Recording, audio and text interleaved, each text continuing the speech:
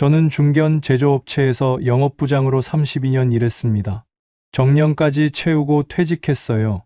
아내는 은행에서 28년 근무했고요. 둘 다 국민연금 받고 퇴직연금도 있어요. 합치면 월 300만 원이 들어옵니다. 적은 돈 아니잖아요.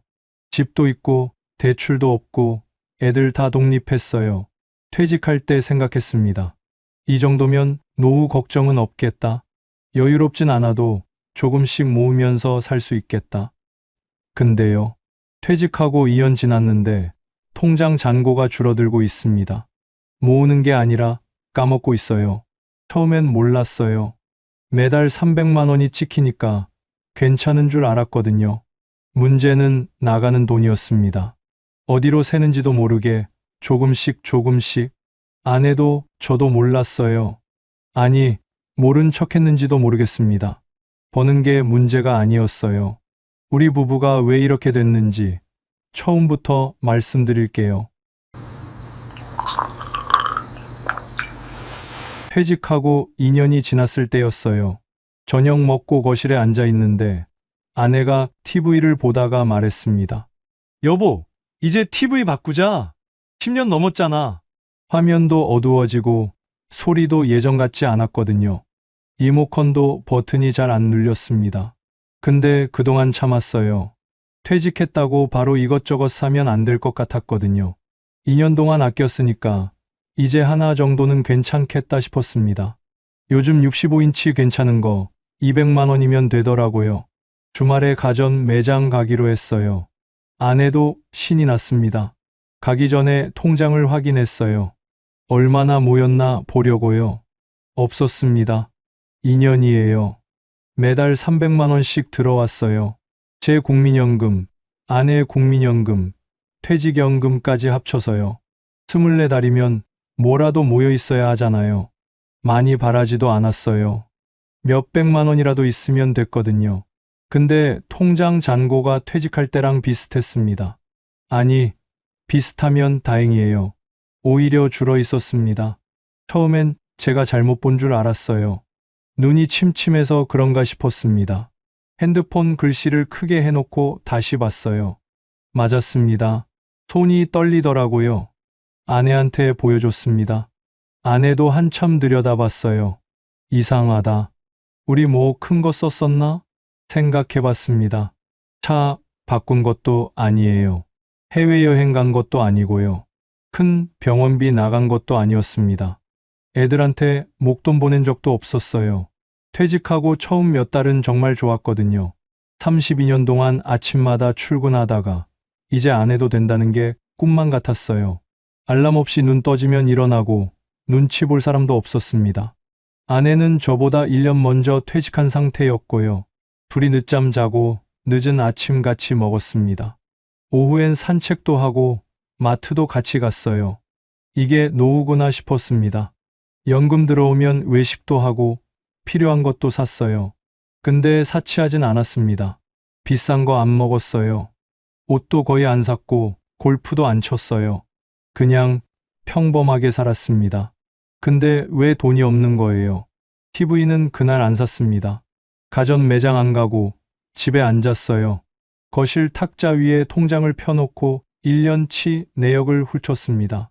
들어오는 건 똑같았어요. 매달 25일 300만 원. 문제는 나가는 쪽이었습니다. 자동이체가 줄줄이 있었어요. 보험, 모임 회비, 이름 모를 구독료. 하나하나는 작았습니다. 3만 원, 5만 원, 7만 원. 대수롭지 않은 금액들이었어요. 근데 그게 10개가 넘었습니다. 제가 물었습니다. 이거 다 뭐야? 아내가 고개를 저었어요. 나도 몰라. 이렇게 많았어? 우리 둘 다 몰랐습니다. 매달 이렇게 빠져나가는 줄. 통장에 찍히는데 왜 몰랐을까요? 들어오는 것만 봤던 거예요. 나가는 건 안 본 겁니다. 그날 밤 잠이 안 왔습니다. 300만 원이 들어오는데 왜 모자라지? 아내도 안 자고 있었어요. 서로 말은 안 했지만 같은 생각하고 있었을 겁니다. 200만 원짜리 TV 하나 사려다가요. 우리 부부 현실을 봤습니다. 알고 보니 문제는 한두 가지가 아니었습니다. 통장 내역에서 제일 먼저 눈에 들어온 게 보험이었어요. 자동이체로 빠져나가는 항목을 세어봤습니다. 보험이 10개였어요. 잠깐, 10개? 저도 놀랐습니다. 분명히 8개였거든요. 실비보험은 기본이잖아요. 저 하나, 아내 하나. 요즘 세상에 실비 없으면 불안하니까요. 종신보험도 젊을 때 들어놓은 거 각자 있었고요. 암보험도 하나씩 있었습니다. 아내는 연금보험도 있었어요. 거기에 아내가 친구한테 들어준 거 하나. 그렇게 해서 8개. 이건 제가 알고 있었습니다. 근데 10개였어요. 2개가 더 있었습니다. 언제 이렇게 늘어난 거지? 아내한테 물었습니다. 이거 뭐야? 나 처음 보는 건데. 아내가 잠깐 뜸을 들이더니 말했어요. 그거 은주한테 또 들었어. 은주요. 아내 고등학교 동창이에요. 보험 일한 지 꽤 됐습니다. 예전에 아내가 하나 들어준 거 알고 있었어요. 그건 8개 안에 있었거든요. 근데 또 들었다고요? 아내가 말했습니다. 작년에 연락 왔거든. 좋은 거 나왔다고. 이건 진짜 좋은 거래. 보장도 넓고 나중에 도움 된다고. 친구가 그렇게 권하는데 안 들을 수가 없었어. 아내의 말로는 은주가 직접 집까지 왔대요. 서류 들고 와서 설명해주고 커피도 마시면서 수다 떨다가 사인했다더라고요. 옛날 친구가 이렇게까지 하는데 어떻게 거절해 그랬어요. 저는 할 말이 없었습니다. 왜냐면요. 저도 하나 들어줬거든요. 막내 여동생이에요. 작년에 보험 일 시작했습니다. 어느 날 전화가 왔어요. 오빠, 나 이번에 보험 시작했거든. 첫 달이라 실적이 필요해. 하나만 들어줘. 목소리가 조심스럽더라고요. 부탁하는 게 미안한 것 같았어요. 그게 더 마음이 쓰였습니다. 가족이잖아요. 안 들어줄 수가 없었어요. 월 5만 원이라고 했습니다. 그 정도야 뭐 생각했어요. 동생이 힘들다는데 5만 원 아까워하면 되겠어요. 막상 해보니까요. 그 5만 원이 문제였습니다. 아내가 물었어요. 그래서 그거 뭔 보험인데? 제가 대답했습니다. 암보험. 아내의 얼굴이 굳었어요. 나도 암보험인데 예전 암보험 서류를 꺼내서 비교해봤습니다. 둘이 나란히 앉아서 하나하나 읽었어요. 보장 내용이 거의 비슷했습니다. 우리 부부 원래 암보험이 각자 있었거든요. 거기에 또 들어준 거예요. 완전 중복이었습니다. 그제야 보험료를 다 계산해봤어요. 계산기 두드리면서 숫자를 적었습니다. 10개 합쳐서 월 60만 원이었어요. 60만 원이요. 300만 원 들어오는데 보험료만 60만 원이에요. 연금의 5분의 1이 보험료로 나가고 있었던 거예요. 1년이면 720만 원입니다. 2년이면 거의 1,500만 원 가까이 나간 거예요. TV 200만 원 아껴봤자 의미가 없는 금액이었습니다. 아내가 한숨을 쉬었습니다. 이걸 왜 이제야 봤을까? 할 말이 없었어요. 둘 다 거절을 못한 거예요. 친구가 좋다고 하니까, 가족이 부탁하니까, 얼마 안 되는데 뭘 그렇게 생각한 거죠. 그리고 서로한테 말을 안 했어요. 저는 아내한테 안 말했고, 아내도 저한테 안 말했습니다. 굳이 말할 것도 아닌 것 같았거든요. 각자 이 정도쯤이야 했던 거예요. 근데 그게 둘 다였던 겁니다. 혹시 이런 분 계세요? 지인 부탁으로 보험 들어주신 분. 월 5만 원이야. 부담 안 돼. 이 말 듣고 사인하신 분. 그거 지금도 빠져나가고 있을 거예요. 저희처럼요. 여기서 끝이 아니었습니다. 보험만 문제가 아니었어요. 통장을 더 내려봤습니다. 빠져나가는 게 또 있었어요. 보험만 문제였으면 좋겠다 싶었습니다. 근데 통장을 더 보니까요. 카드 값이 장난이 아니었어요. 매달 카드로 빠져나가는 돈이 100만 원이 넘었습니다.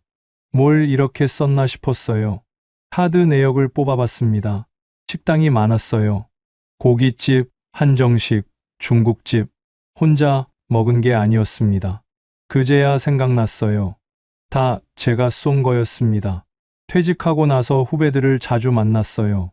회사 다닐 때 같이 일했던 후배들이요. 한 달에 두세 번은 연락이 왔습니다. 부장님, 밥 한 번 먹어요. 선배님, 오랜만에 뵙고 싶어요. 반가웠어요. 퇴직하면 사람들이 안 찾을 줄 알았거든요. 근데 연락이 오니까 기분이 좋았습니다. 만나면 당연히 제가 냈어요. 후배들이잖아요. 제가 낼게요. 그러면 됐어. 내가 쏠게 했습니다. 습관이었어요. 회사 다닐 때도 늘 그랬거든요.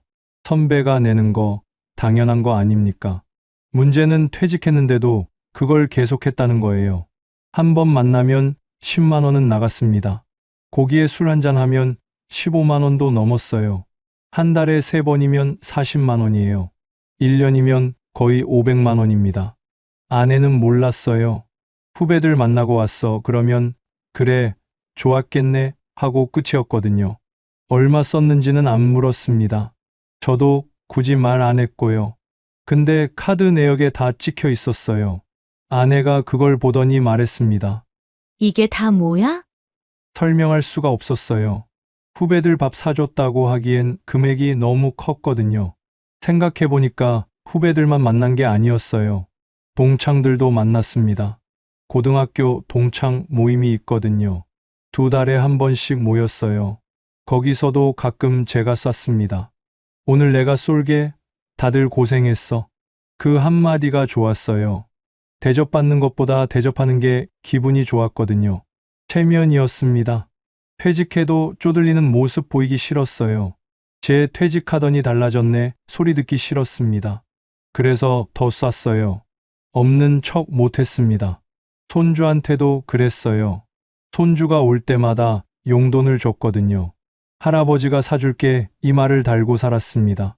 마트 가면 과자 사주고, 밖에 나가면 아이스크림 사주고, 용돈도 줬어요. 한 번 오면 5만 원, 10만 원씩. 아내도 마찬가지였습니다. 손주 보면 지갑을 열었어요. 할머니가 맛있는 거 사줄게. 우리 둘 다 그랬습니다. 손주한테 쓰는 건 아깝지 않았어요. 근데 그것도 쌓이니까 돈이었습니다. 카드값을 정리해 보니까요. 외식비, 모임비, 손주 용돈, 이것만 합쳐도 한 달에 50만 원은 나갔어요. 어떤 달은 70만 원도 넘었습니다. 보험 60만 원에 이것까지 더하면요. 130만 원이에요. 300만 원 중에 130만 원이 이렇게 나간 거예요.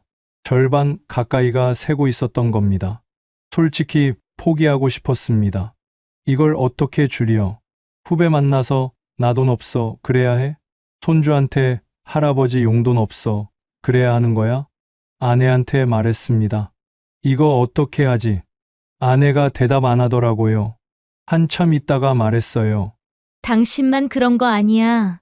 아내도 쓴 게 있었습니다. 친구들 만나면 커피값 내고, 손주 올 때마다 뭐 사주고, 시장 가면 이것저것 사들고 오고, 우리 둘 다 그랬던 거예요. 쓰면서도 몰랐습니다. 티가 안 나니까요. 한 번에 10만 원, 5만 원. 그게 모이면 얼마인지 생각을 안 했어요. 통장엔 찍히는데 왜 몰랐을까요? 안 본 거예요. 보기 싫었던 건지도 모릅니다. 그날 밤 싸웠습니다. 처음엔 그냥 정리하는 거였어요. 통장 내역 보면서 뭐가 뭔지 적어보자고 했거든요. 거실 탁자에 종이 펴놓고 항목별로 나눴습니다. 보험, 외식, 모임, 경조사, 기타 하나씩 적었어요. 근데 적다 보니까 감정이 올라오더라고요. 아내가 먼저 말했습니다. 당신 후배들 만나느라 쓴 돈이 이게 뭐야? 한 달에 40만 원이 넘잖아. 맞는 말이었어요. 근데 그 말투가 거슬렸습니다. 마치 저만 문제인 것처럼 들렸거든요. 제가 받아쳤어요. 당신은? 은주한테 보험 또 들어준 건 뭔데? 좋은 거 나왔다고 해서 또 들었다며? 아내의 얼굴이 굳었습니다. 그건 친구가 권해서 그런 거잖아. 당신은 후배들한테 밥 사주느라 그 돈 쓴 거 아니야? 서로 목소리가 높아졌어요. 나는 관계 때문에 어쩔 수 없이 쓴 거야. 나도 마찬가지야. 친구인데 어떻게 거절해? 둘 다 똑같은 말을 하고 있었습니다. 근데 그땐 몰랐어요. 내 건 이유가 있고 상대방 건 낭비라고 생각했거든요. 아내가 말했습니다. 당신 손주한테 용돈 준 것도 있잖아. 한 번 오면 10만 원씩 줬으면서. 그 말에 제가 화가 났어요.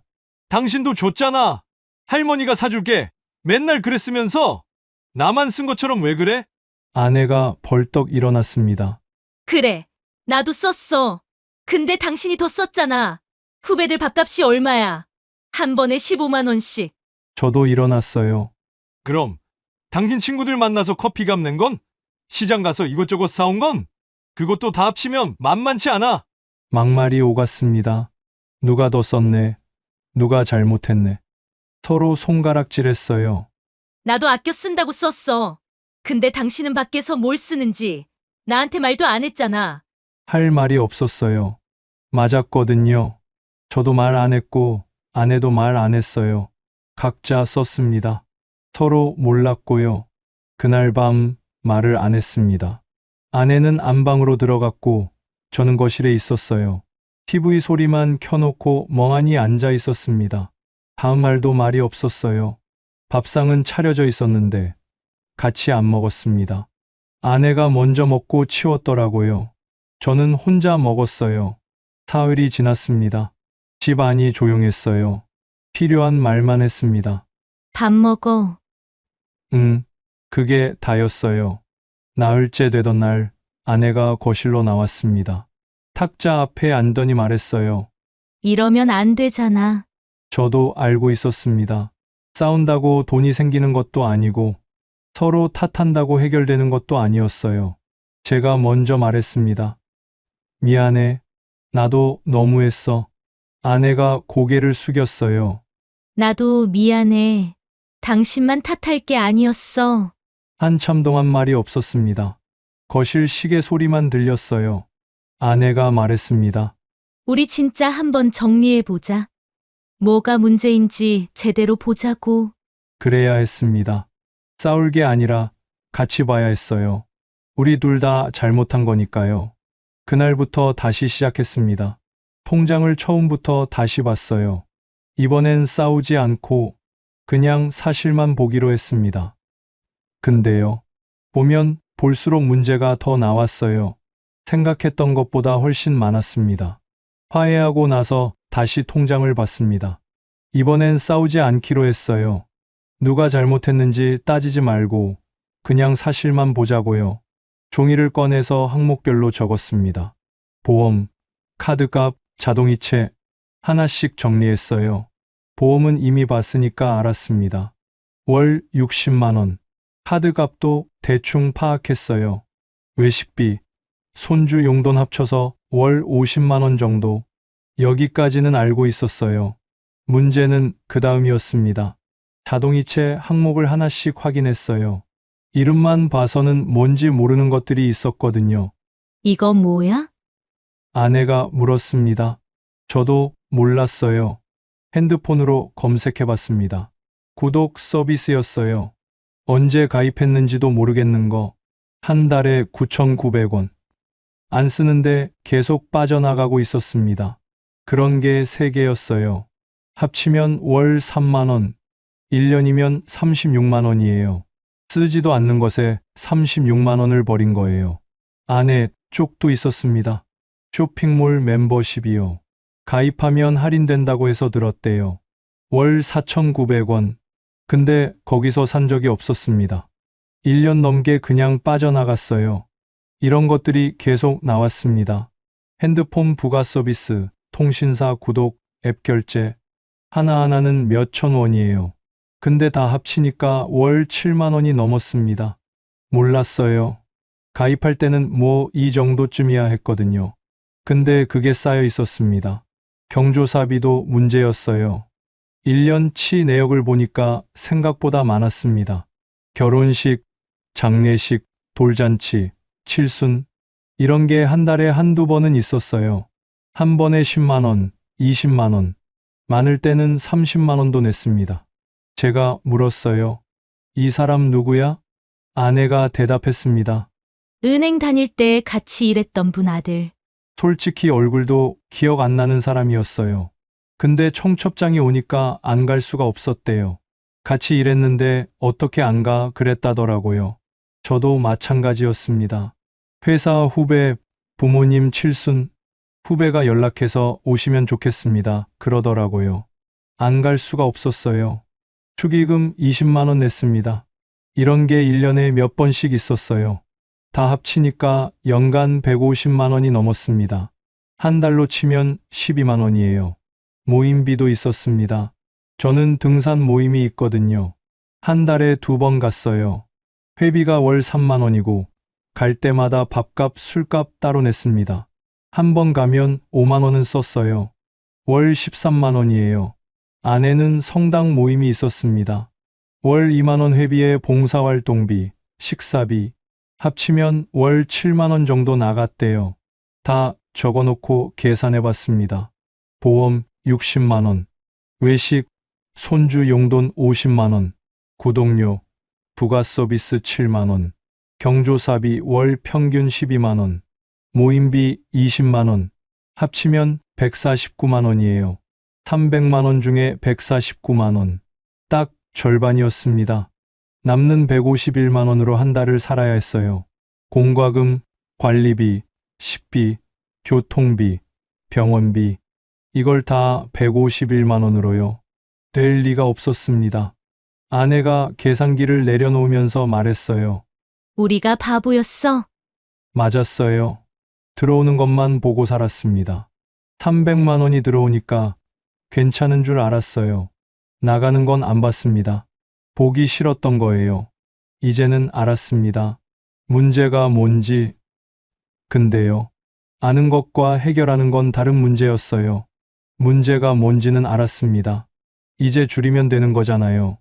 그렇게 생각했어요. 근데 막상 해보니까요. 쉽지 않았습니다. 제일 먼저 보험부터 손대기로 했어요. 월 60만 원이 나가고 있었으니까요. 중복되는 건 정리하자고 했습니다. 막내 여동생한테 들어준 안보험이요. 원래 있는 거랑 중복이었잖아요. 그거 해지하면 월 5만 원이 줄어요. 아내가 은주한테 들어준 것도요. 역시 안보험이고 중복이었습니다. 그것도 해지하면 5만 원, 둘 합쳐서 월 10만 원, 1년이면 120만 원이에요. 근데요. 전화해보니까 쉽게 안 되더라고요. 보험회사에 전화했습니다. 해지하고 싶다고 했어요. 상담원이 말하더라고요. 지금 해지하시면 환급금이 거의 없으세요. 2년 더 유지하시면 해지 환급금이 올라갑니다. 정말 해지하시겠어요? 잠깐 멈췄습니다. 환급금이 거의 없다고요. 1년 넘게 냈는데 60만 원 넘게 낸 건데 돌려받는 게 10만 원도 안 된대요. 아깝더라고요. 그냥 버리는 느낌이었습니다. 상담원 말대로 2년만 더 유지하면 환급금이 올라간다는데 근데 2년이면 또 120만 원을 더 내야 하잖아요. 어떻게 해야 할지 모르겠었습니다. 해지하자니 지금까지 낸 돈이 아깝고 유지하자니 계속 나가는 돈이 부담되고 아내한테 말했어요. 이거 어떡하지? 아내도 한숨을 쉬었습니다. 나도 전화해봤는데 똑같대. 은주한테 들어준 보험도 마찬가지였어요. 해지하면 손해, 유지해도 손해, 어느 쪽이든 손해였습니다. 그리고 더 어려운 게 있었어요. 사람 문제요. 제가 막내 여동생한테 전화했습니다. 보험 얘기 꺼내려고요. 근데 막상 말이 안 나왔어요. 오빠, 보험 해지할게 이 말이요. 입에서 안 나왔습니다. 동생이 열심히 일하고 있거든요.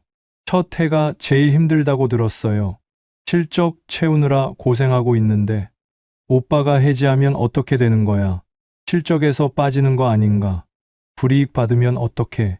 결국 말 못했습니다. 별일 없지? 그러고 끊었어요. 아내도 마찬가지였어요. 은주한테 연락해서 해지한다고 말해야 하는데 친구한테 어떻게 그런 말을 해 그러더라고요. 은주 체면도 있잖아. 그래서 보험은 그대로 두기로 했습니다. 일단 보류요. 언젠간 정리해야 하는데 지금은 못하겠다. 그렇게 미뤘어요. 구독 서비스는 좀 끊었습니다. 이건 사람이 없으니까요. 핸드폰으로 해지하면 되는 거였어요. 근데 이것도 쉽지 않았어요. 해지 버튼이 어디 있는지 모르겠더라고요. 앱을 이리저리 눌러봤는데 안 나와요. 결국 고객센터에 전화했습니다. 상담원 연결하는 데만 20분 걸렸어요. 겨우 연결됐는데요. 상담원이 말하더라고요. 정말 해지하시겠어요? 지금 해지하시면 혜택이 사라지는데요. 한 달만 더 써보시고 결정하시는 건 어떠세요? 귀찮았습니다. 그냥 끊고 싶은데 자꾸 붙잡더라고요. 아니요, 해지할게요. 3번은 말했어요. 그제야 해지됐습니다. 이런 식으로 하나씩 끊었어요. 쓰지도 않는 구독 서비스 3개, 아내 쇼핑몰 멤버십, 통신사 부가 서비스. 다 끊는데 일주일 걸렸습니다. 월 7만 원을 줄인 거예요. 1년이면 84만 원이에요. 적은 돈 아니잖아요. 근데요, 해놓고도 기분이 이상했어요. 60만 원짜리 보험은 못 끊었거든요. 사람 때문에, 체면 때문에, 미안해서 7만 원은 끊었는데 60만 원은 못 끊었습니다. 뭔가 잘못된 것 같았어요. 아내가 말했습니다. 우리가 돈 때문에 이렇게까지 해야 하나? 친구한테, 가족한테 해지한다고 말하는 게 이렇게 어려운 거였어. 돈을 줄이는 게 문제가 아니었습니다. 관계가 걸려 있었어요. 그게 제일 어려웠습니다. 그래도 하나는 알았어요. 한꺼번에 다 못 바꾼다는 거. 작은 것부터 하나씩, 할 수 있는 것부터 시작해야 한다는 거. 보험은 나중에 다시 생각하기로 했습니다. 지금 당장은 못 끊겠으니까요. 대신 다른 걸 줄여보기로 했어요. 보험은 못 끊었지만 다른 건 줄여보기로 했습니다. 할 수 있는 것부터요. 제일 먼저 바꾼 건 후배들 만나는 거였어요. 퇴직하고 나서 후배들 연락 오면 다 나갔거든요. 반가우니까요. 근데 매번 제가 냈잖아요. 그게 한 달에 40만 원이었습니다. 이번엔 다르게 해보기로 했어요. 연락이 왔습니다. 부장님, 밥 한번 먹어요. 예전 같으면 바로 나갔을 거예요. 근데 이번엔 솔직하게 말했습니다. 그래, 좋지. 근데 이번엔 각자 내자. 전화기 너머로 잠깐 조용했어요. 네? 아, 네. 후배가 당황한 것 같았습니다. 만나서도 좀 어색했어요. 계산할 때 제가 안 일어나니까요. 후배가 슬쩍 저를 보더라고요. 제가 말했습니다. 나 요즘 아끼고 있어. 미안하다. 그랬더니 후배가 웃으면서 말했어요. 아이고, 부장님, 당연히 각자 내야죠. 맨날 부장님이 내셔서 저희가 민망했어요. 그 말을 듣는데 허탈했습니다. 후배들도 불편했던 거예요. 저만 몰랐어요. 혼자 체면 차린다고 돈 쓰고 있었던 거예요. 그 뒤로 만남 횟수도 줄였습니다. 한 달에 3번 만나던 걸 한 번으로요. 그리고 만나면 각자 냈어요. 처음엔 좀 어색했는데 2번째부터는 괜찮았습니다. 한 달에 40만 원 쓰던 게 10만 원도 안 나가게 됐어요. 손주 용돈도 바꿨습니다. 이건 아내랑 같이 정했어요. 손주가 오면 할아버지, 할머니가 경쟁하듯이 줬거든요. 할아버지가 사줄게. 할머니가 맛있는 거 사줄게. 둘 다 지갑을 열었어요. 한 번 오면 10만 원, 15만 원씩 나갔습니다. 이번엔 기준을 정했어요. 손주 올 때 용돈은 5만 원까지만, 간식은 한 가지만. 아내랑 약속했습니다. 둘 다 주지 말고 한 명만 주기로요. 처음엔 좀 그랬어요. 손주가 할아버지, 이거 사줘 하는데 안 돼가 안 나오더라고요. 근데 아내가 옆에서 눈치를 주니까 참았습니다. 다음에 사줄게, 그렇게 말했어요. 손주가 실망한 것 같았어요. 마음이 아팠습니다. 근데 어쩔 수 없었어요. 이렇게 안 하면 우리가 무너지니까요. 모임도 줄였습니다. 저는 등산 모임을 끊었어요. 한 달에 13만 원 나가던 거, 처음엔 좀 서운했습니다. 같이 다니던 사람들이 있었거든요. 근데 솔직히 등산이 좋아서 간 건 아니었어요. 사람들 만나러 간 거였습니다. 그거 없어도 살 수 있었어요. 아내는 성당 모임은 유지하기로 했어요. 대신 봉사활동 뒤에 밥 먹는 건 빠지기로 했대요. 그것만 해도 월 3만 원이 줄었습니다. 경조사도 기준을 정했어요. 이게 제일 애매했거든요. 안 갈 수도 없고 다 갈 수도 없고. 그래서 정했습니다. 직접 일했던 사람만 가기로요. 그 사람 가족 경조사는 안 가기로 했어요. 후배 부모님 칠순, 동료 자녀 결혼식, 이런 건 축전만 보내기로 했습니다. 5만 원짜리로요. 직접 가면 20만 원인데 5만 원으로 줄이는 거예요. 미안했어요. 근데 다 갈 수는 없잖아요. 우리도 살아야 하니까요. 이렇게 하나씩 바꿨습니다. 한 달이 지나고 2달이 지났어요. 통장을 다시 봤습니다. 예전보다 덜 빠져나가고 있었어요. 많이는 아니에요. 월 30만 원 정도. 근데 그게 큰 거였습니다. 1년이면 360만 원이에요. 2년이면 720만 원이고요. TV 세대 살 수 있는 돈이에요. 완벽하진 않았습니다. 보험 60만 원은 아직 그대로거든요. 그건 여전히 못 끊었어요. 근데 달라진 게 있었습니다. 이제는 돈이 어디로 가는지 알았어요. 몰랐을 때랑은 다릅니다. 알면 줄일 수 있거든요. 아내가 말했습니다. 이렇게 사는 게 맞는 건가? 뭔가 쪼들리는 것 같아서 기분이 이상해. 저도 그랬어요. 손주한테 안 돼 하고 후배한테 각자 내자 하고 예전 같으면 상상도 못했을 일이었습니다. 근데요. 이렇게 안 하면 우리가 진짜 무너지는 거예요. 쪼들리는 게 아니라 현실을 보는 거였습니다. 6개월이 지났습니다. 줄인 거 한번 정리해 봤어요. 후배의 만남이요. 월 40만 원 쓰던 거 10만 원으로 줄였습니다. 만남 횟수 줄이고 각자 내기로 했거든요. 월 30만 원 줄인 거예요. 손주 용돈이요. 월 15만 원 쓰던 거 5만 원으로 줄였습니다. 아내랑 기준 정해서 한 명만 주기로 했어요. 월 10만 원 줄인 거예요. 등산 모임 끊었습니다. 월 13만 원 나가던 거요. 처음엔 서운했는데 지금은 괜찮아요. 구독 서비스 정리했습니다. 쓰지도 않던 거 4-5개요. 월 7만 원 줄인 거예요. 경조사 기준 세웠습니다. 같이 일했던 사람 본인 경조사만 가고 가족 경조사는 축전만 보내기로요. 월 7만 원 정도 줄인 거예요. 다 합치면 월 67만 원이에요. 6개월이면 400만 원입니다. 비상금 통장에 350만 원이 모였어요. 예전엔 이것조차 없었습니다. 모으는 게 아니라 까먹고 있었잖아요. 지금은 쌓이고 있어요. 그게 달라요. 완벽하진 않습니다. 보험 60만 원은 아직 그대로거든요. 막내 여동생한테, 아내 친구한테 말 못했어요. 언젠간 해야 하는데 아직은 못하겠습니다. 그래도 달라진 게 있어요. 예전엔 통장을 안 봤거든요. 연금 들어오면 괜찮겠거니 했습니다. 300만 원이 찍히면 그걸로 끝이었어요. 나가는 건 신경 안 썼습니다. 지금은 매달 1일에 통장을 봐요. 아내랑 같이요. 거실 탁자에 앉아서 지난달에 뭘 썼는지 확인합니다. 처음엔 귀찮았어요. 이걸 꼭 해야 해? 그랬거든요. 근데 지금은 습관이 됐습니다. 보면 보여요. 어디서 샜는지, 뭘 줄일 수 있는지. 아내가 가계부를 쓰기 시작했어요. 핸드폰 앱으로요. 뭐 사면 바로바로 적습니다. 저도 카드 쓰면 아내한테 말해요. 오늘 5만 원 썼어. 예전엔 이런 거 안 했거든요. 각자 쓰고 서로 몰랐습니다. 지금은 공유해요. 그게 제일 큰 변화였습니다. 통장도 나눴어요. 예전엔 하나였거든요.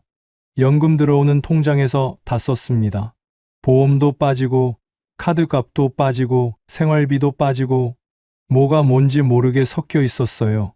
지금은 3개로 나눴습니다. 연금 통장, 생활비 통장, 비상금 통장. 연금 들어오면 바로 나눠요. 생활비 통장에 150만 원 넣고, 보험료, 공과금 빠지는 건 원래 통장에 두고, 남는 건 비상금 통장에 넣습니다. 이렇게 하니까 얼마 쓸 수 있는지 눈에 보여요. 후회도 있습니다. 왜 진작 안 봤을까? 퇴직하고 바로 정리했으면 좋았을 텐데. 2년 동안 새 나간 돈 생각하면 아깝습니다. 근데 지금이라도 알아서 다행이에요. 더 늦었으면 진짜 큰일 날 뻔했습니다. 5년, 10년 뒤에 알았으면 어떻게 됐겠어요. 상상하기 싫습니다. 300만 원이 적은 돈이 아니거든요. 근데 왜 모자랐을까?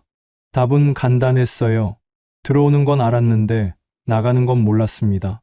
그게 다였어요. 지금 우리 부부 넉넉하진 않습니다. TV는 아직 안 바꿨어요. 10년 넘은 거 그대로 봐요. 화면 좀 어두워도 나오니까요. 언젠간 바꾸겠죠? 지금은 아니에요. 근데 불안하진 않습니다. 예전엔 불안했거든요. 돈이 어디로 가는지 모르니까요. 지금은 보여요. 그게 다릅니다. 여기까지가 우리 부부 이야기입니다. 월 300만 원. 적은 돈 아니에요. 근데 우리는 그 돈으로 2년 동안 까먹고 살았습니다. 왜 그랬을까요? 들어오는 것만 봤어요. 나가는 건 안 봤습니다. 혹시 이런 분 계세요? 연금 들어오니까 괜찮겠거니 하시는 분. 통장 잔고 확인 안 한 지 오래된 분. 이 정도쯤이야 하면서 쓰고 계신 분. 한번 확인해 보세요. 나가는 돈이 얼마인지, 어디로 새고 있는지. 저희도 TV 바꾸려다가 알았어요. 그때 안 봤으면 지금도 모르고 있었을 거예요. 완벽하게 안 해도 됩니다. 할 수 있는 것부터 하나씩. 그게 쌓이면 달라져요. 오늘 이야기가 도움이 되셨다면요. 주변 분들께 공유해 주시고요. 구독 한번 눌러주시면 감사하겠습니다. 긴 이야기 들어주셔서 감사합니다. 요양원 말고 다른 방법이 있다는 걸 저는 72이 되어서야 알았습니다. 왜 아무도 안 알려줬을까요? 아니, 알려줬어도 믿지 않았을 거예요. 남편이 떠나고 혼자가 된 지 3년째였습니다. 집은 전세, 통장 잔고는 점점 줄어들고 있었어요. 딸아이는 조심스럽게 말했어요. 혼자 계시면 안 될 것 같다고요. 저는 그 말이 무슨 뜻인지 알았습니다. 그러다 우연히 듣게 된 이야기가 있었어요. 월세 5만 원짜리 집이 있다고요. 요양원 아니고 혼자 살 수 있는 새로운 주거지라고요. 처음엔 사기인 줄 알았습니다. 그런 게 세상에 어딨어요. 알고 보니 진짜 있었어요.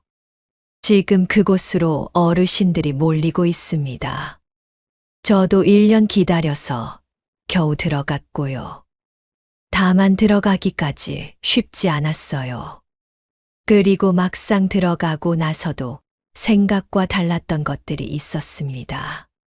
지금 75, 그곳에서 산 지 2년째입니다. 이게 정말 잘한 선택이었을까요? 아니면 차라리 요양원이 나았을까요? 끝까지 들어보시면 아실 거예요. 남편은 69 되던 해 겨울에 떠났습니다. 갑작스러운 일이었어요. 아침에 일어나 보니 옆자리가 차갑더라고요. 장례 치르고 49제 지내고 정신없이 시간이 흘렀습니다. 사람들이 하나둘 돌아가고 나서야 느꼈어요. 아, 이제 진짜 혼자구나. 처음 몇 달은 그래도 괜찮았습니다. 딸아이가 자주 들렀고 동네 사람들도 안부를 물었어요. 바쁘게 지내다 보면 하루가 금방 갔습니다. 그때까지만 해도 괜찮았어요. 문제는 시간이 지나면서였습니다. 딸도 자기 살림이 있으니 매일 올 수는 없었어요. 동네 사람들도 각자 사정이 있고요. 어느 순간부터 하루 종일 아무도 안 만나는 날이 생기기 시작했습니다. 제일 힘든 건 밥 먹을 때였어요. 남편 살아있을 때는 대화가 없어도 괜찮았거든요. 마주 앉아서 밥 먹는 것만으로도 충분했습니다. 혼자가 되니까 숟가락 소리만 방 안에 울렸어요. TV를 켜놔도 허전한 건 마찬가지였습니다.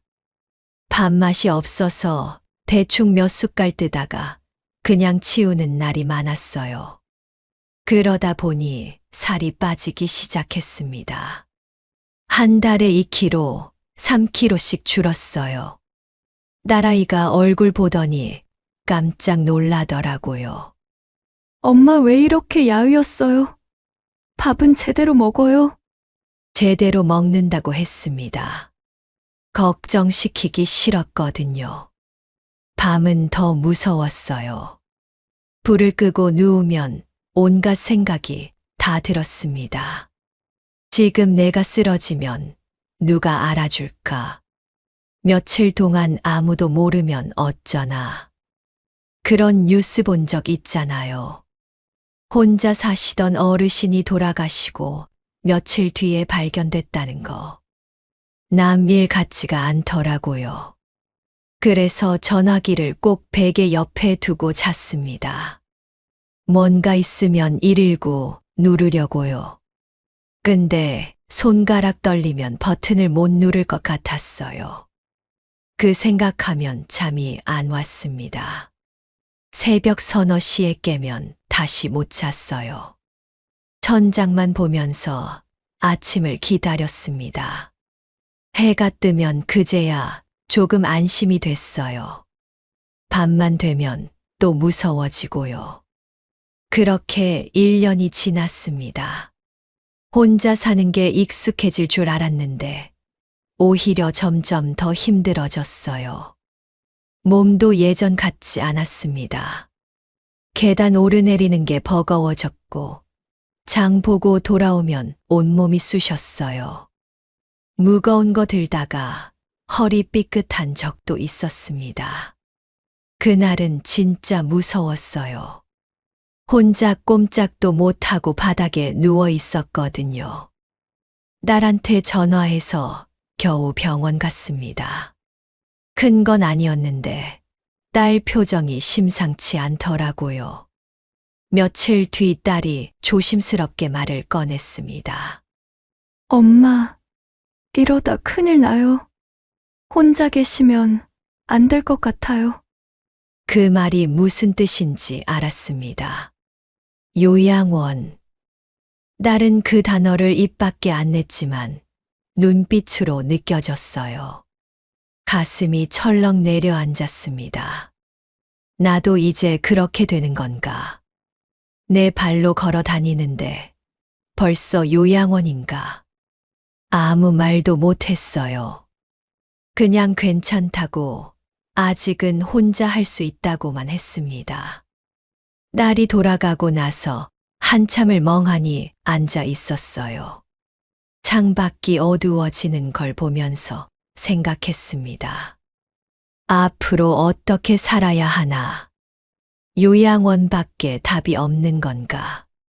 그때는 정말 막막했습니다. 요양원. 그 단어가 머릿속에서 떠나질 않았습니다. 딸은 그 말을 직접 하진 않았어요. 하지만 혼자 계시면 안 될 것 같아요. 라는 말이 무슨 뜻인지 저는 알았습니다. 요양원 알아보라는 거잖아요. 저도 모른 척 했어요. 그 이야기 꺼내면 진짜가 될 것 같아서요. 그러던 어느 날 오래된 친구한테서 연락이 왔습니다. 수님이라고 젊었을 때부터 같이 시장 다니고 경조사 챙기던 사이였어요. 남편들끼리도 친했고 명절 때면 서로 집에 놀러 가기도 했습니다. 근데 몇 년 전부터 연락이 뜸해졌더라고요. 수님이 남편이 먼저 가시고 그 뒤로 수님이도 몸이 안 좋아졌다는 소식만 들었어요. 그날 전화 받고 깜짝 놀랐습니다. 목소리가 너무 힘이 없었거든요. 나 요양원 들어왔어. 한번 놀러와. 며칠 뒤에 면회를 갔습니다. 버스 타고 1시간 넘게 걸렸어요. 요양원은 도심에서 한참 떨어진 외곽에 있었습니다. 건물은 생각보다 깔끔했어요. 로비에 꽃도 있고 직원분들도 친절하게 인사했습니다. 겉으로 보기엔 나쁘지 않았어요. 안으로 들어가면서 느낌이 달라졌습니다. 복도가 길었어요. 양쪽으로 방문이 줄지어 있었는데 문마다 번호가 붙어 있더라고요. 마치 병원 같았습니다. 아니, 병원보다 더 조용했어요. 사람들이 분명 있는데 소리가 없었습니다. TV 소리만 여기저기서 희미하게 들렸어요. 웃음소리는 안 들렸습니다. 수님이 방은 3층이었어요. 문을 열고 들어갔는데 수님이가 침대에 앉아 있더라고요. 손을 잡았는데 너무 말랐어요. 내가 기억하는 수님이가 아니었습니다. 방을 둘러봤어요. 침대, 작은 서랍장, TV, 그게 전부였습니다. 창문으로 햇볕이 들어오긴 했는데 뭔가 썰렁했어요. 집 같은 느낌이 안 났습니다. 수님이는 밥도 잘 나오고 약도 챙겨주고 불편한 건 없다고 했어요. 그런데 말끝에 힘이 없더라고요. 근데 있잖아. 여기는 돌봄은 있는데 삶은 없어. 그 말이 가슴에 콕 박혔습니다. 수님이는 계속 말했어요. 아침에 눈 뜨면 밥 먹고, 약 먹고, TV 보고, 점심 먹고, 낮잠 자고, 저녁 먹고, 또 TV 보고, 자고고. 매일 똑같다고요. 오늘이 무슨 요일인지도 모르겠다고요. 다들 자기 방에만 있고 밥 먹을 때 잠깐 보는데 인사만 하고 끝이래요. 깊은 얘기할 사람이 없다고요. 가족들은 한 달에 한 번 올까 말까. 손주들은 여기 오는 거 싫어한대요. 수님이 눈이 촉촉해지더라고요. 저도 눈물이 났어요. 1시간쯤 있다가 나왔습니다. 수님이가 휠체어 타고 엘리베이터까지 배웅해 줬어요. 도와줘. 심심해 죽겠어. 엘리베이터 문이 닫히는 순간 수님이 얼굴이 보였어요. 웃고 있는데 눈은 웃지 않더라고요. 그 얼굴이 며칠 동안 잊히지 않았습니다. 돌아오는 버스 안에서 창밖을 멍하니 봤어요. 수님이 말이 계속 맴돌았습니다. 돌봄은 있는데 삶은 없다. 나도 저렇게 되는 건가? 밥 먹고, 약 먹고, TV 보고, 자고. 그게 남은 인생의 전부가 되는 건가? 무서웠어요. 죽는 것보다 그렇게 사는 게 더 무서웠습니다. 집에 돌아와서 딸한테 전화했어요. 나 혼자서도 괜찮아. 걱정 마. 딸이 뜸을 들이더니 물었습니다. 엄마, 갑자기 왜 그래요? 그냥 오늘 수님이 면회 갔다 왔거든. 나는 그렇게 안 살 거야. 전화 끊고 나서 생각했습니다. 그렇게 안 살 거라고 했는데 사실 방법이 없었어요. 혼자 살기는 점점 힘들어지고 요양원은 싫고 그날 밤도 잠이 안 왔어요. 수님이 얼굴이 자꾸 떠올랐습니다. 휠체어에 앉아서 엘리베이터 문 닫히는 거 보던 그 표정. 나는 저렇게 안 될 거야. 아니, 저렇게 되면 안 돼. 그렇게 다짐했지만 막상 방법이 없었습니다. 솔직히 포기하고 싶었습니다. 그냥 딸 말대로 할까. 어차피 나이 들면 다 그렇게 되는 거 아닌가. 그런 생각이 들 때쯤이었어요. 우연히 듣게 된 이야기가 있었습니다. 그 이야기를 들은 건 정말 우연이었어요. 동네 경로당에 오랜만에 나갔습니다. 집에만 있으니까 답답하기도 하고 사람 얼굴이 보고 싶기도 했거든요. 경로당에는 아는 얼굴들이 몇 분 계셨어요. 다들 반갑게 맞아주셨습니다. 오랜만이네. 어디 아팠어? 살 빠졌네. 이런저런 안부를 나눴어요. 그러다 한쪽에서 이야기 소리가 들렸습니다. 월세가 5만 원이래. 요양원 아니고 각자 방이 따로 있대. 혼자 생활하는 건데 외롭지 않대. 귀가 번쩍 뜨이더라고요. 5만 원이요? 제가 잘못 들은 줄 알았어요. 슬쩍 다가가서 물어봤습니다. 그게 뭐냐고, 어디서 들었냐고. 고령자 복지주택이라는 거래요. 나라에서 운영하는 어르신 전용 임대주택이라고. 동생이 작년에 들어갔는데 좋다더라고요. 처음엔 믿기지 않았어요. 솔직히 사기 아닌가 싶었습니다.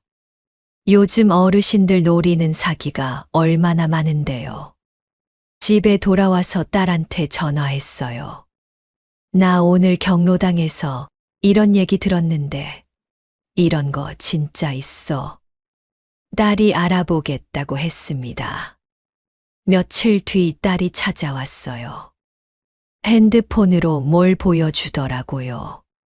진짜 있었어요. 사진도 있었습니다. 작은 원룸 구조인데 깔끔했어요. 화장실에 안전 손잡이가 있고 비상벨도 설치되어 있었습니다. 이게 바로 그거구나. 요양원 아니고 혼자 살 수 있는 새로운 주거지. 딸이 신청 조건도 알아봤대요. 나이도 되고 조건도 맞을 것 같다고.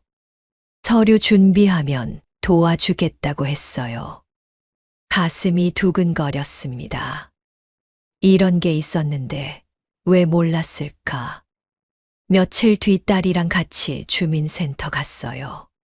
서류 떼고 신청서 작성하고 딸이 옆에서 도와줘서 어렵지 않았습니다. 접수증 받았을 때 손이 떨렸어요. 이게 되면 내 인생이 달라질 수도 있겠구나. 오랜만에 희망이 생겼습니다.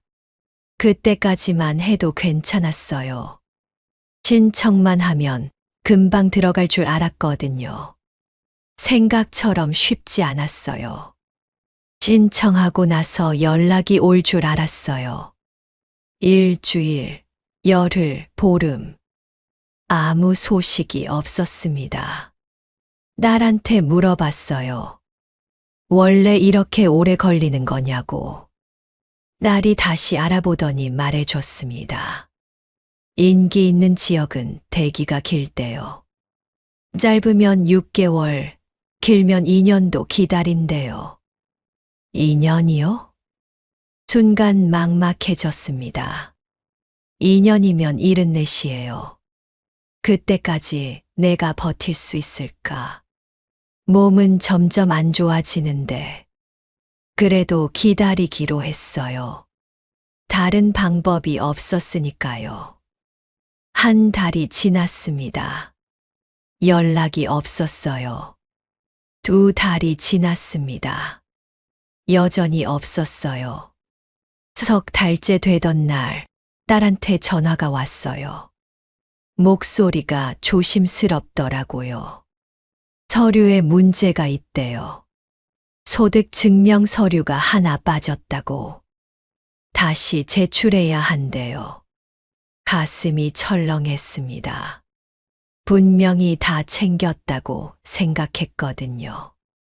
딸이랑 같이 확인도 했었는데 알고 보니 건강보험료 납부 확인서 기간이 잘못됐대요. 최근 6개월치가 필요한데 3개월치만 뗐던 거예요.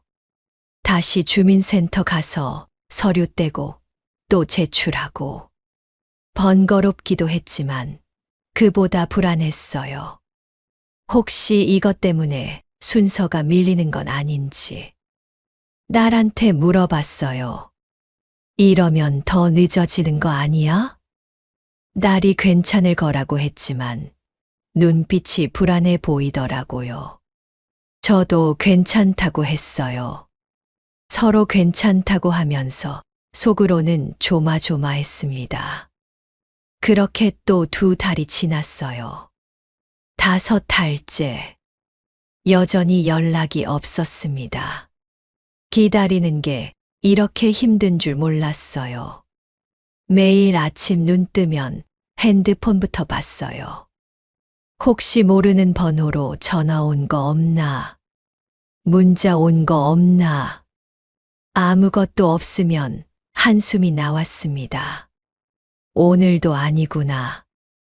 내일은 올까? 그런 생각만 하면서 하루를 보냈어요. 밤이 되면 더 힘들었습니다. 잠이 안 오더라고요. 혹시 내가 탈락한 건 아닐까? 서류 문제 때문에 안 되는 건 아닐까? 연락이 안 오는 게 거절이라는 뜻 아닐까? 별별 생각이 다 들었어요. 중간에 포기하고 싶은 적도 있었습니다. 이렇게까지 해야 하나 싶었어요. 차라리 그냥 지금 집에서 버틸까? 어차피 안 될 거 괜히 기대만 했나? 그런 생각이 들 때마다 수님이 얼굴이 떠올랐어요. 휠체어에 앉아서 엘리베이터 문 닫히는 거 보던 그 표정. 돌봄은 있는데 삶은 없다. 그 말이 다시 떠올랐습니다. 포기하면 나도 결국 거기 가게 되겠구나. 이를 악물었어요. 조금만 더 기다려보자. 안 되면 그때 생각하자. 1년이 지났습니다. 어느 날 아침이었어요. 핸드폰이 울렸습니다. 전화 끊고 나서 한참을 멍하니 앉아 있었어요. 됐구나. 진짜 됐구나. 눈물이 나더라고요. 기다린 보람이 있었습니다. 가을이었습니다. 신청했을 때도 가을이었는데 1년이 지나 또 가을이 왔어요. 1년을 기다렸구나. 길다면 길고 짧다면 짧은 시간. 이제 진짜 시작이구나. 새로운 삶이 시작되는구나. 가슴이 벅차올랐습니다. 입주 준비를 시작했어요. 짐을 정리하고 필요한 것들을 챙기고 딸이 와서 도와줬습니다. 이삿짐이 생각보다 많지 않더라고요. 평생 모은 게 이것뿐인가 싶기도 했어요. 하지만 괜찮았습니다. 새로 시작하는 거니까. 무거운 짐은 두고 가도 되니까. 입주 날짜가 다가왔습니다. 설레기도 하고 떨리기도 했어요. 새로운 곳에서 잘 적응할 수 있을까? 사람들이랑 잘 지낼 수 있을까? 걱정도 됐지만 기대가 더 컸습니다. 드디어 입주 당일이 됐어요. 딸이 차를 가지고 왔습니다. 짐을 싣고 집을 나섰어요. 떠나기 전에 빈 집을 한번 둘러봤습니다. 남편이랑 살던 집, 혼자 버티던 집, 잘 있어, 고마웠어. 마음속으로 인사하고 문을 닫았습니다. 새로운 곳으로 향했어요. 차 안에서 창밖을 보는데 이상하게 눈물이 나더라고요. 이게 끝이 아니라 시작이라는 걸 알면서도요. 왜 그랬는지 모르겠어요. 1시간쯤 달려서 도착했습니다. 건물 앞에 섰을 때 가슴이 두근거렸어요. 드디어 왔구나. 여기가 내 새 집이구나. 입주 첫날. 딸이 짐 풀어주고 이것저것 정리해줬어요. 방은 작지만 깔끔했습니다. 화장실에 안전 손잡이도 있고 비상벨도 있었어요. 딸이 돌아갈 때쯤 됐습니다. 저녁 먹고 가라고 했어요. 근데 딸이 미안한 표정을 짓더라고요. 오늘은 가봐야 할 것 같다고. 다음에 천천히 오겠다고. 현관문이 닫히고 나서 혼자 방에 앉았어요. 갑자기 조용해지더라고요. 새 집인데 낯설었습니다. 천장도 낯설고 벽도 낯설고 냄새도 낯설었어요. 창밖을 봤습니다. 주변에 아무것도 없더라고요. 건물 몇 개, 나무 몇 그루. 도심에서 한참 떨어진 외곽이었어요. 버스 정류장까지 걸어서 15분.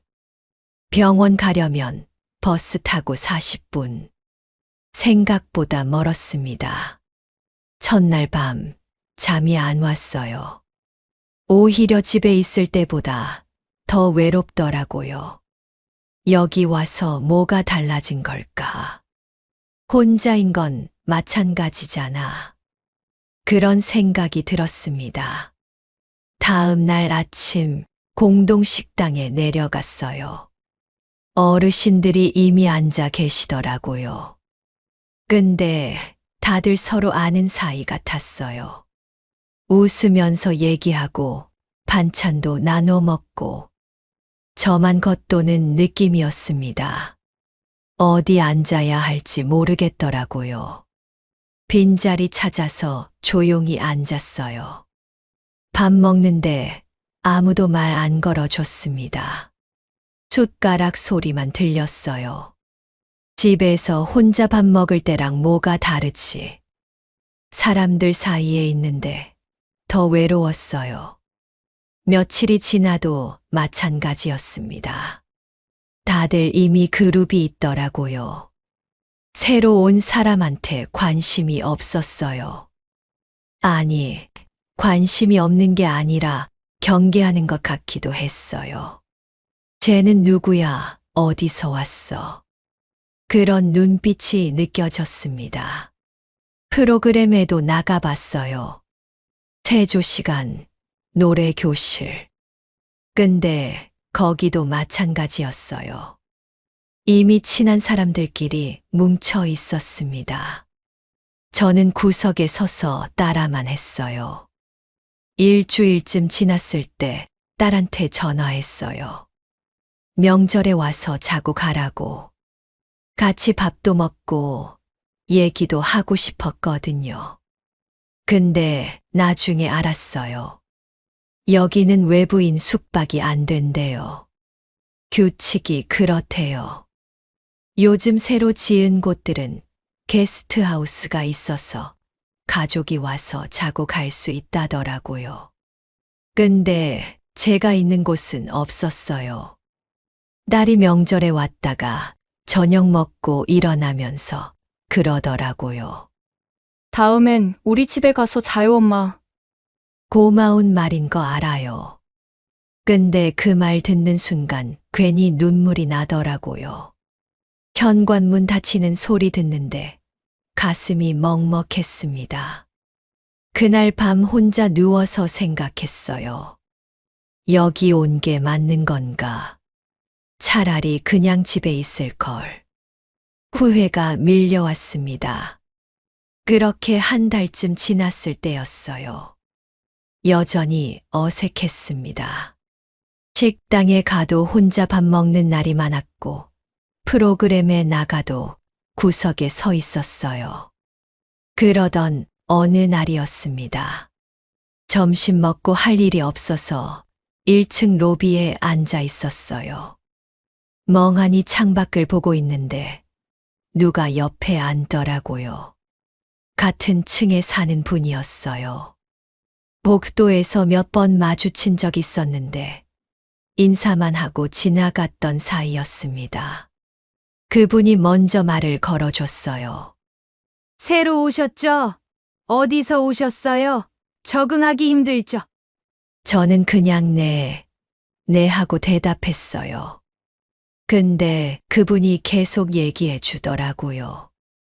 본인도 처음 왔을 때 한 달 동안 울었대요.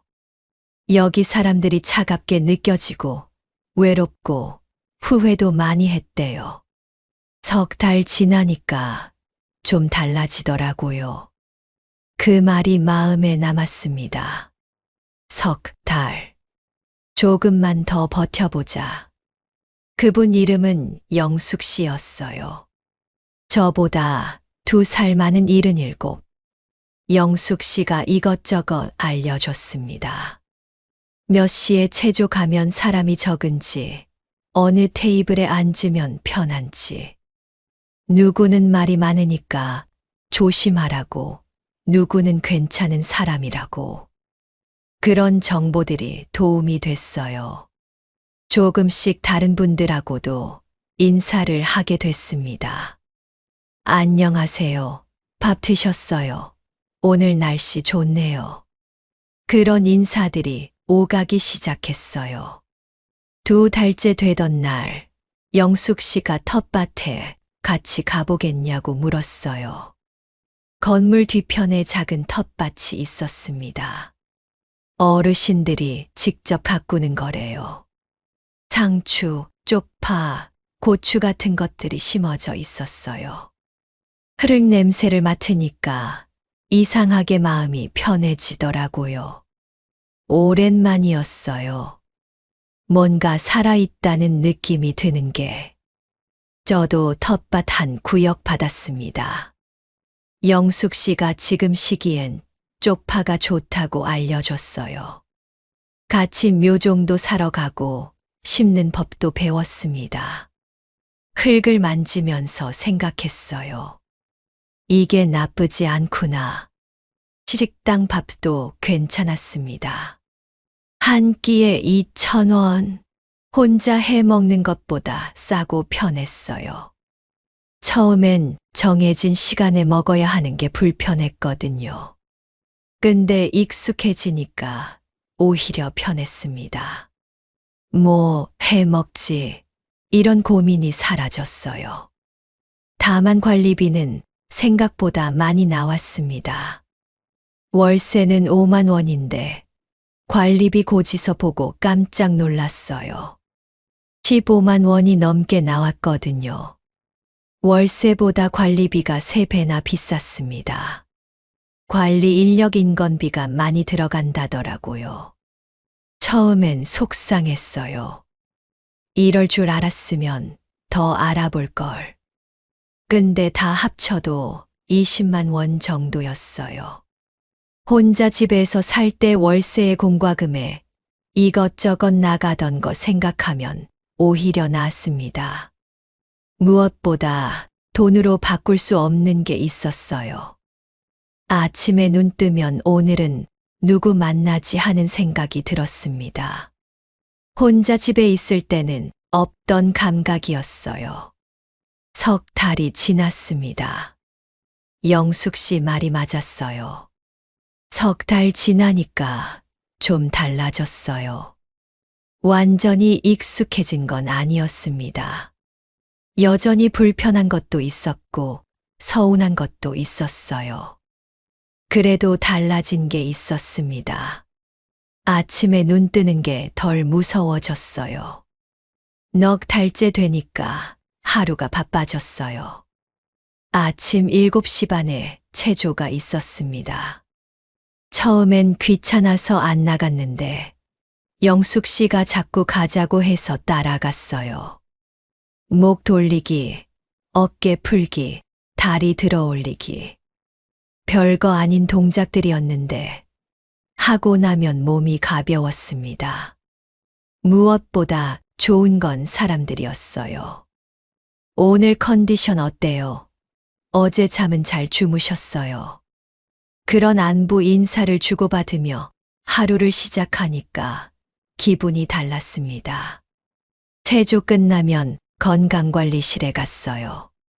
혈압 재고, 혈당 체크하고, 간호사 선생님이 상주하고 계셔서 궁금한 것도 물어볼 수 있었습니다.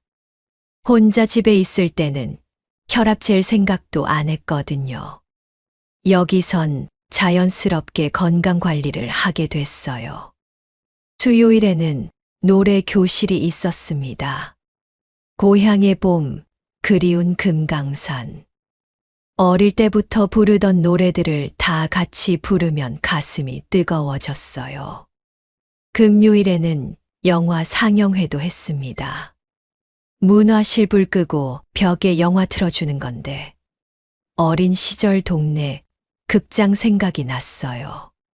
슬픈 장면에서는 훌쩍거리는 소리가 들리고 웃긴 장면에서는 다 같이 웃고 영화 끝나면 자연스럽게 감상을 나눴습니다.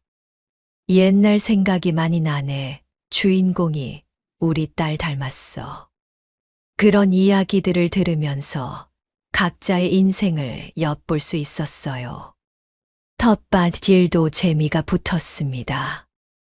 쪽파가 자라는 걸 보는 게 그렇게 뿌듯할 줄 몰랐어요. 영숙 씨랑 같이 수확해서 나눠 먹기도 했습니다. 내가 키운 거로 반찬에 먹으니까 맛이 다르더라고요.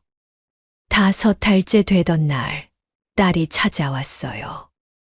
얼굴 보더니 깜짝 놀라더라고요. 엄마, 살쪘어요. 얼굴이 밝아졌어요. 그 말 듣는데 괜히 눈물이 났어요. 딸이 저녁 먹고 가겠다고 해서 식당에 같이 갔습니다. 영숙 씨도 소개해 줬어요. 딸이 인사하면서 고맙다고 하더라고요. 엄마 잘 챙겨주셔서 감사하다고. 헤어질 때 딸이 그러더라고요. 엄마, 표정도 많이 밝아졌어요. 다행이에요. 이번엔 덜 서운했습니다. 여기도 내 집이니까요.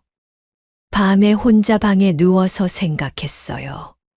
처음 왔을 때는 후회만 했거든요. 여기 와서 뭐가 달라지나, 혼자인 건 마찬가지잖아. 근데 달라진 게 있었어요. 아침에 만날 사람이 있었습니다. 점심에 같이 밥 먹을 사람이 있었어요. 저녁에 안부 물어봐 줄 사람이 있었습니다. 밤중에 쓰러져도 비상벨 누르면 누군가 온다는 안심도 있었어요. 그게 얼마나 큰 건지 혼자 살아보지 않은 사람은 몰라요. 사람은 혼자 살면 안 되는구나. 누군가와 함께 있어야 사람답게 사는구나. 그 깨달음이 가슴 깊이 새겨졌습니다. 지금 75. 여기 들어온 지 2년째입니다. 완벽한 곳은 아니에요. 솔직히 말하면요. 관리비는 여전히 비싸고 외부인 숙박은 안 되고 도심에서 멀어서 병원 가려면 버스 타고 40분 걸려요. 식당 밥이 입에 안 맞는 날도 있고 어르신들 사이에서 기싸움도 있어요. 가끔은 그냥 집에서 살 걸 그랬나 싶을 때도 있습니다. 근데요. 그때마다 생각해요. 그럼 지금 나는 어디 있었을까? 혼자 집에서 라면 끓여 먹고 있었을까요? 아니면 수님이처럼 요양원 침대에 누워 있었을까요? 그 생각하면 여기가 낫습니다. 며칠 전에 수님이한테 전화했어요. 요양원에 있는 그 친구요. 목소리가 더 힘이 없어졌더라고요. 요즘 밥맛도 없고 하루가 너무 길대요. 나는 어제 텃밭에서 상추 땄다. 영숙이랑 노래 교실 갔다. 그런 얘기를 했더니 수님이가 그러더라고요. 너는 잘한 거야. 거기 간 거. 그 말 듣는데 마음이 복잡했어요. 수님이도 여기 왔으면 좋았을 텐데. 진작에 알았으면 좋았을 텐데. 요양원만 답인 줄 알았거든요. 저도 그랬고 수님이도 그랬고. 근데 아니었어요. 다른 길이 있었습니다. 물론 여기도 언젠가는 떠나야 할 수도 있어요. 몸이 더 안 좋아지면 결국 요양원 가야 할 수도 있고요. 그건 저도 알아요. 근데 지금은 아니에요. 지금은 여기서 괜찮습니다. 아침에 눈 뜨면 체조 가고, 점심에 영숙 씨랑 밥 먹고, 오후에 텃밭 가고, 저녁에 프로그램 나가고. 바쁘진 않아도 할 일이 있어요. 무엇보다 사람이 있습니다. 밤에 혼자 누워도 덜 무서워요. 비상벨 누르면 누군가 온다는 걸 아니까요. 내일 아침에 만날 사람이 있다는 걸 아니까요. 요즘 가끔 이런 생각을 해요.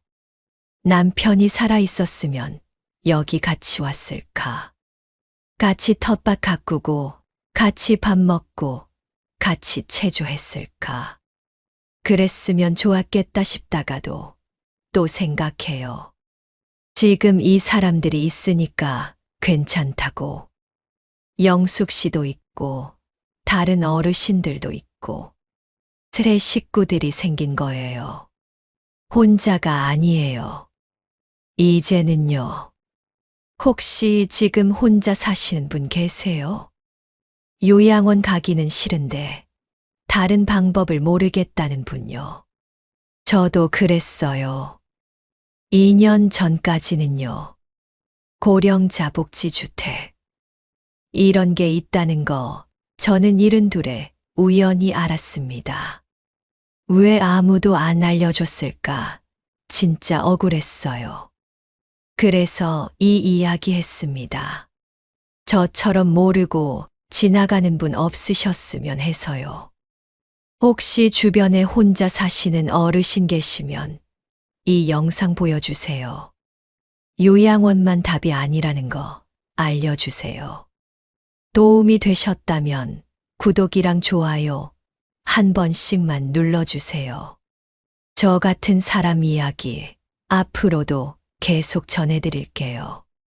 감사합니다.